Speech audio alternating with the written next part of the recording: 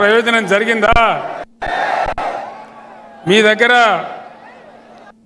కామారెడ్డిలకు ఇక్కడ BJP MLA గెలిపించారని అందరికీ భారతదేశం అంతా 15 లక్షలు ఇస్తే మీకు మోదీ 30 లక్షలు వచ్చినాయా? వచ్చినాయట కదా నా కామారెడ్డిలకు రాలేదా? 15 లక్షలు రాలే, 30 లక్షలు రాలే, ఎవరికి రాలే. కామారెడ్డిలకు 30 వచ్చినాయట కదా, మొత్తమే రాలేదా? ఏవలకేం జరగలే. రైతుల ఆదాయం రెట్టింపు చేస్తానడు మోడీ, జరిగిందా? ఇట్లా ఇష్టం వచ్చినట్టుగా ఆయన నోటికి వచ్చినట్టు 150 రాలేదా? 15 లక్షలు రాలే, 30 లక్షలు రాలే, ఎవరికి రాలే. కామారెడ్డిలకు 30 వచ్చినాయట కదా, మొత్తమే రాలేదా? ఏవలకేం జరగలే. రైతుల ఆదాయం రెట్టింపు చేస్తానడు మోడీ, జరిగిందా? ఇట్లా ఇష్టం వచ్చినట్టుగా ఆయన నోటికి వచ్చినట్టు 150 వాగ్దానాలు చెప్పిండు. 150 ఒక్కటి కూడా అమలు కాలే. దేశ ప్రతిష్ట మంట కలిసింది, రూపాయి విలువ పడిపోయింది, అంతర్జాతీయంగా మన దేశ ప్రతిష్ట దెబ్బతిన్నది. ఇది వాస్తవం. మనకు రావాల్సిన నవోదయ కాలేజీలు రాలే, మనకు రావాల్సినటువంటి ఒక మెడికల్ కాలేజీ రాలే. మన 7 మండలాలు గుంజుకపోయి ఆంధ్రాకి అప్పచెప్పినాడు. మన సీలేరు విద్యుత్ ప్రాజెక్టు కూడా ఆంధ్రాకి అప్పచెప్పినాడు. తెలంగాణకు ఏనాడు కూడా ఒక మంచి పని నరేంద్ర మోడీ చేయలే. పైగా ఆయన ఒక మాట చెప్పిండు, తల్లిని చంపి బిడ్డని బతికించిండు అంటాడు. తెలంగాణ ముచ్చట ఎప్పుడు వచ్చినా తల్లిని చంపి బిడ్డని బతికించిండు అని దిక్కుమాలిన మాట మాట్లాడతాడు, పనికి మాలిన మాట మాట్లాడతాడు. మొన్నెక్కను అక్కడ కూడా ఉత్తర భారతదేశంలో కూడా అదే మాట మాట్లాడండి. అది కూడా పూర జూట. ఈ రకంగా బీజేపీ పరిపాలన మనకు ఏ రకమైన మంచి చేయలేదు. పైగా మనకున్న 2 నదులను, కృష్ణా గోదావరి నదిని తీసుకుపోయి వేరే వాళ్ళకి ఇస్తా అని చెప్తాడు. బీజేపీ ఎప్పుడైనా దోపిడీదారుల పార్టీ, పెట్టుబడిదారుల పార్టీ తప్ప అది పేద ప్రజల పార్టీ కాదు. పేదలకు ఏమాత్రం లాభం కూడా చేయదు. ఎక్కడ ఈడ కాదు, భారతదేశం నలుమూలల ఎక్కడ కూడా మంచి చేసిన దాఖలా ఒక్కటి కూడా లేదు అని చెప్పి నేను మనవి చేస్తా ఉన్నా. ఎంతసేపు మత విద్వేషం పెట్టాలి, ప్రజల మధ్య చిచ్చు పెట్టాలి, గందరగోళం చేసుడే తప్ప ఏ ఒక్క మంచి పని కూడా ప్రజలకు జరిగినటువంటి పరిస్థితి లేదు. అందువల్ల బీజేపీ పార్టీ మనకు పనికి రాదు. దానికి ఓటేసినా వేస్తే తప్ప మన నదులు నీళ్లు పోతాయి తప్ప మనకేం లాభం జరగదు. ఇక కాంగ్రెస్ పార్టీ అరిచేతిలో వైకుంఠం చూపించి అడ్డగోలు హామీలు ఇచ్చి అధికారంలోకి వచ్చింది కాంగ్రెస్ పార్టీ. కేసీఆర్ కళ్యాణ లక్ష్మికి ₹1,00,000 ఇస్తున్నాడు, మేము తులం బంగారం కల్పిస్తామన్నారు. ఎక్కడన్నా వచ్చిందా తులం బంగారం? రాలే కదా. రైతు బంధు అందరికి పడ్డదా? నిజమా? మన 9 తారీఖు లోపల వేస్తానని ముఖ్యమంత్రి వచ్చిందా? ఇంకా కూడా రాలే. ఇక రాదు, ఎందుకంటే ఆయన్నే కుట్ర చేసి ఎలక్షన్ కమిషన్కు తెలియజేసి దాన్ని మళ్ళీ ఆయన్నే బ్యాన్ చేసిండు. ఇప్పుడు ఏమంటాడు, ఇక రైతు బంధు రాదు, అయిపోయింది, దాని కథ ఒడిచిపోయింది. మళ్ళీ రేపు కూడా ఏమంటాడు, 5 ఎకరాలు ఉన్నోనికే వేస్తా అని మాట్లాడతాడు. 6 ఎకరాల రైతు ఏం తప్పు చేసిండు, 7 ఎకరాల రైతు ఏం తప్పు చేసిండు? ఈ రకంగా రైతు బంధు ముంచిండ్రు. కరెంటు కోతలున్నాయా? పొలాలు ఎండినాయా? కామారెడ్డిలో బాగా ఎండినాయట, నిజమేనా? మరి ఏమైంది కరెంటు కొని నేను అడుగుతా ఉన్నా దయచేసి. కేసీఆర్ ఉన్నప్పుడు 9 సంవత్సరాలు రెప్పపాటు కూడా పోకుండా కరెంట్ ఎంత బాగా వచ్చింది. ఇప్పుడు ఏం మాయరోగం వచ్చింది కరెంటుకు? ఎక్కడికి పోయింది మన కరెంటు? ఇంకా దాని మీద ఉల్టా పల్టా మాట్లాడే తప్ప ఏమైంది కరెంటుకి? ఎక్కడికి పోయింది? మంచినీళ్ళు సరిగా వస్తున్నాయా? మిషన్ భగీరథ వస్తలేవా? బీఆర్ఎస్ గవర్నమెంట్ ఉన్నప్పుడు కామారెడ్డి లాంటి పట్టణాలలో ₹1 పేదవాళ్ళకు కూడా నల్లా కనెక్షన్ ఇచ్చి, గ్రామాలలో అయితే ఫ్రీ కనెక్షన్ ఇచ్చి బ్రహ్మాండంగా నీళ్లు సరఫరా చేసినాం. ఎక్కడికి పోయినాయి మన మంచినీళ్ళు? ఏం రోగం వచ్చింది దానికి? దయచేసి మీరు అందరూ ఆలోచించాలని చెప్పి నేను కోరుతా ఉన్నా. కరెంటు పోయింది, మంచినీళ్ళు పోయినాయి, వడ్లు కొంటున్నారా?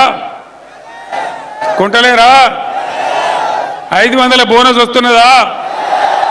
బోనస్ బోగసే అయిందా? బోగసే అయిపోయింది.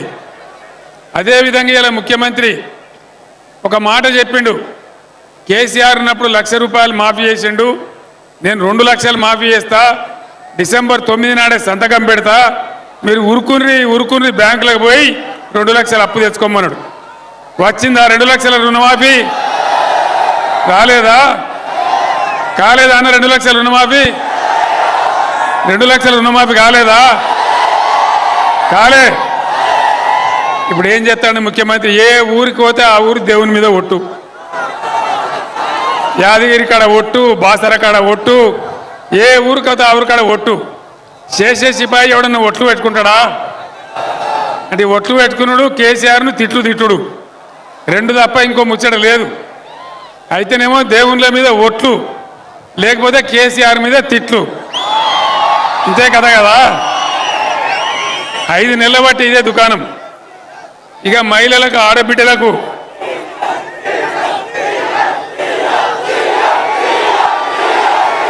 బంజద అయిపోయి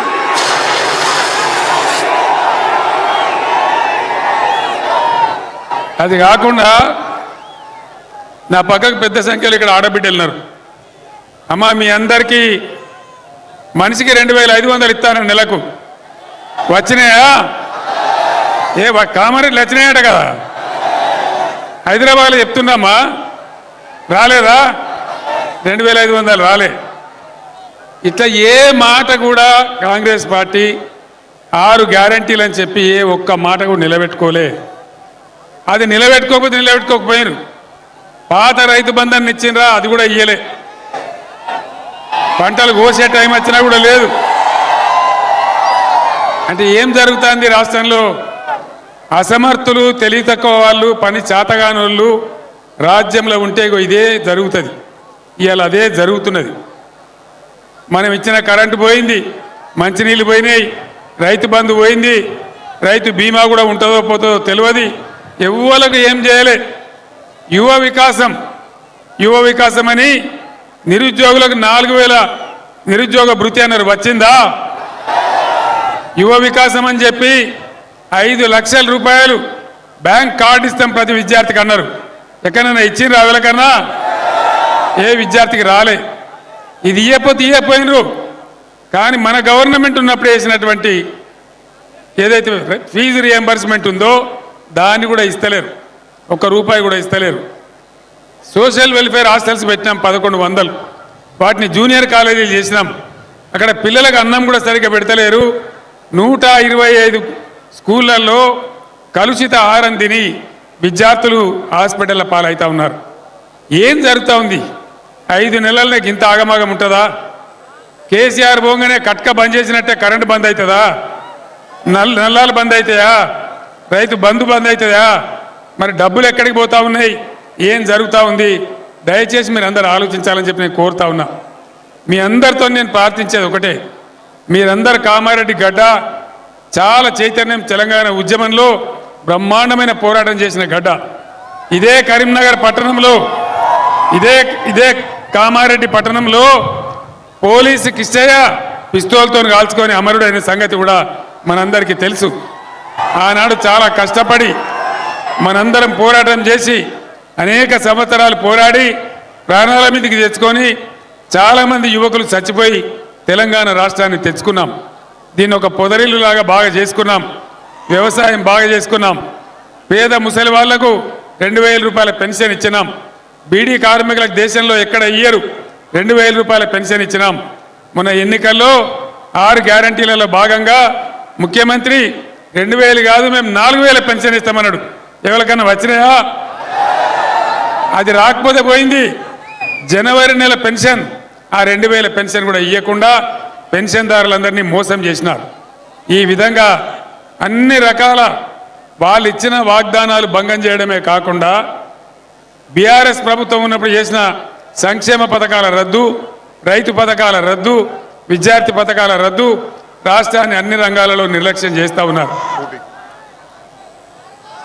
ఆడపిల్లలకు చదువుకునే వాళ్లకు స్కూటర్లు కొనిస్తామన్నారు. స్కూటీలు వచ్చినా ఎక్కడన్నా స్కూటీలు రాలేదు కానీ లూటీలు మాత్రం మొదలైనవి. కరెక్టేనా? ఈ విధంగా ఏ ఒక్క స్కీమ్ అమలు చేయలేదు. పాత ప్రభుత్వం అమలు చేస్తున్న పథకాలు అమలు చేస్తలేరు. తెలంగాణకు బీఆర్ఎస్ గవర్నమెంట్ ఉన్నప్పుడు పరిశ్రమల రంగంలో, ఐటీ రంగంలో విశేషమైన కృషి చేసి బ్రహ్మాండమైన పెట్టుబడులు తెచ్చినాం. ఇలా కరెంటు కోతల వల్ల పెట్టుబడులన్నీ వాపసు పోయే పరిస్థితి వస్తూ ఉంది. ఒక 1000 కోట్ల చేసే పరిశ్రమ ఆల్రెడీ మద్రాసు తరలిపోయింది. ఇదే రకంగా జరిగితే చాలా కష్టమవుతుంది.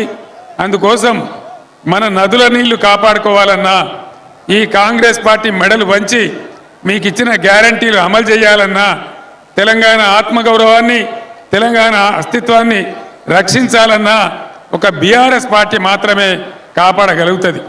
ఇవాళ మీ అందరికీ నేను ఒక మాట చెప్తా ఉన్నా. ఇప్పుడు రాబోయేది కేంద్రంలో ఒక మాట చెప్తున్నారు. బీజేపీ వాళ్ళు గ్యాస్ చెప్తా ఉన్నారు. ఏం చెప్తున్నారు? అబ్ కీ బార్ 400 పార్. నేను కూడా ఏమో అనుకున్నా 400 పార్ అవుతుంది. ఏం పార్ అవుతుంది? పెట్రోల్ ధర, డీజిల్ ధర గ్యారంటీ 400 పార్ అవుతుంది. పెరిగానా మరి? మళ్ళా నరేంద్ర మోడీ గెలిస్తే పెట్రోల్ డీజిల్ ధర గ్యారంటీగా 400 పార్ అవుతుంది. అందులో అనుమానమే అవసరం లేదు. కాబట్టి యువత, విద్యార్థులు, ఈ పట్టణ మేధావులు, ఈ ప్రాంత మేధావులతోని నేను ప్రత్యేకించి ప్రార్థిస్తా ఉన్నా. రాష్ట్రం మనది, దేశం మనది. ఒక పిచ్చిలో కొట్టుకపోవడం కాదు. దయచేసి ఆలోచించి మీ ఓటును వినియోగించండి. ఇవాళ కేంద్రంలో రాబోయేది సంకీర్ణ ప్రభుత్వమే. ఖచ్చితంగా సంకీర్ణ ప్రభుత్వమే రాబోతా ఉంది. బీజేపీకి 200 సీట్లు కూడా దాటలేవు. ఇక్కడ ఈ నియోజకవర్గంలో బీజేపీ 3వ స్థానంలో ఉంది, జైరాబాద్ పార్లమెంట్ నియోజకవర్గంలో. కాబట్టి దయచేసి నేను మీ అందరినీ కోరేది, ఒక 12-13 పార్లమెంట్ మెంబర్లు మనం గెలిస్తే కాంగ్రెస్ మెడలు వంచగలుగుతాం, హామీలన్నీ అమలు చేయించగలుగుతాం. అదేవిధంగా మన నదులను కాపాడగలుగుతాం, తెలంగాణ హక్కులు కాపాడగలుగుతాం. దయచేసి విజ్ఞతతో ఆలోచించి మీరు బీఆర్ఎస్ పార్టీకి, గాలి అనిల్ కుమార్ గారు యువకుడు, ఆయన తెలంగాణ ఉద్యమంలో పాల్గొన్నటువంటి వాడు, మంచి వినయం విధేయత ఉన్నవాడు. మీరు అవకాశం ఇస్తే బ్రహ్మాండంగా మీ సేవలో ఉంటాడు. కాబట్టి దయచేసి అనిల్ కుమార్ గారిని గెలిపించాలని కోరుకుంటూ నేను మీ దగ్గర సెలవు తీసుకుంటా ఉన్నా. జై తెలంగాణ. కారు గుర్తుకే, కారు గుర్తుకే.